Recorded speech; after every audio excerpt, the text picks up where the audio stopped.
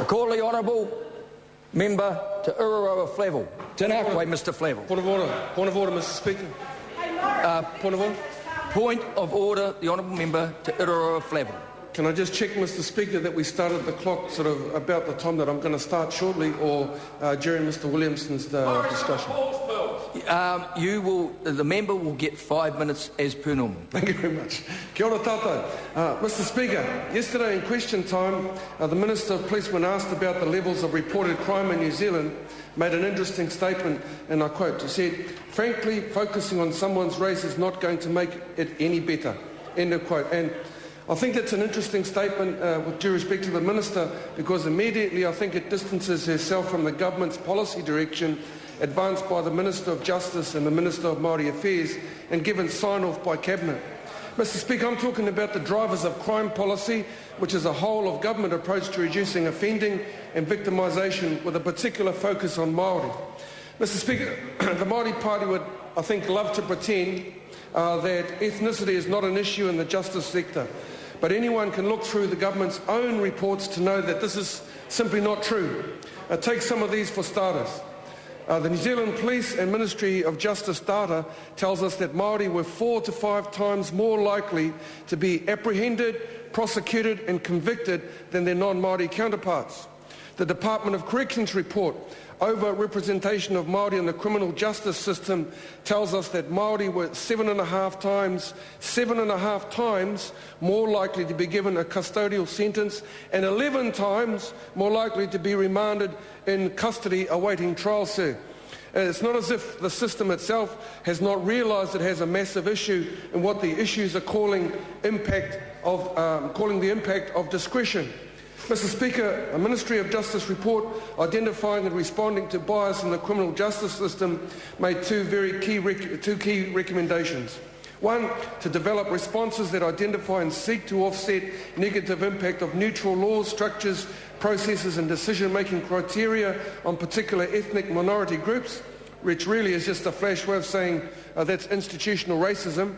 And secondly, to enhance cultural understanding and responsiveness within the justice system and improving public accountability via monitoring and publishing data on rates of ethnic disparity. Mr Speaker, the outcome of this apparent discretion is tragically seen in the collective impact upon whānau of Māori being imprisoned at a rate of 6 times that of non-Māori, 6 times. Mr Speaker, for the purposes of assisting the Minister to answer her own question, why focus on ethnicity, I want to take a moment just to look at the role of that discretion plays in the New Zealand criminal justice system. Opportunities for discretion to operate present themselves from the decision to report an incident as a crime. Point of order, Mr Speaker. Point of order, Mr Speaker. Point of order, the honourable member to Ururoa Flavel. Could I just ask if members are having a discussion to tone it down? I'm sort of struggling to hear myself in this very good speech to deliver to the Parliament of the land. Thank you. Can I just advise members that it's convention in here that if you wish to have private conversations, you should do so outside the chamber.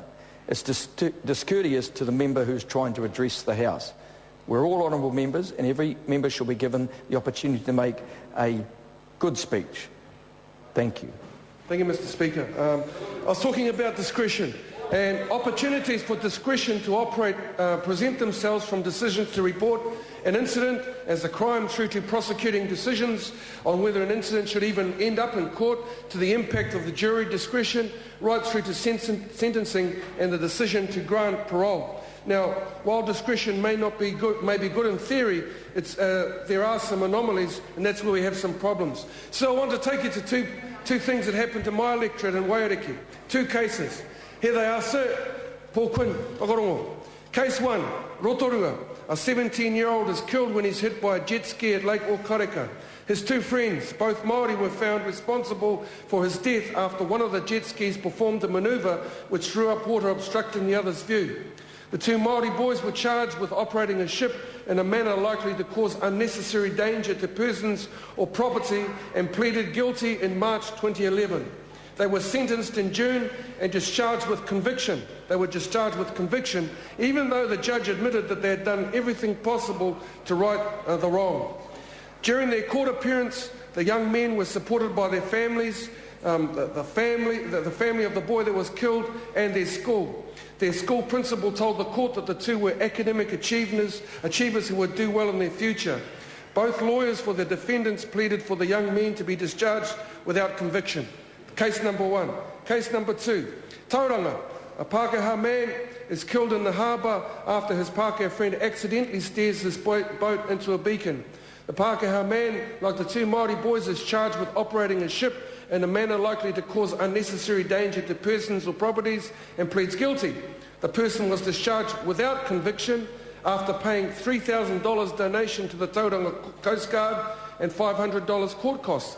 A judge in this case said that the donation and having accepted the responsibility for the tragedy carried a deterrent effect. And he said, you have paid a significant emotional price, both yourself and your family. Sir, from my perspective, both parties in this particular instance paid a significant price. So what's the real lesson here? That money counts? Sir, in every other respect, these cases are absolutely identical. And apart from one thing, the ethnicity of those accused. All I ask is that we investigate this before we dismiss it. I call the Honourable David Cunliffe. Mr Speaker, this is the last general debate of this parliamentary term. It's the last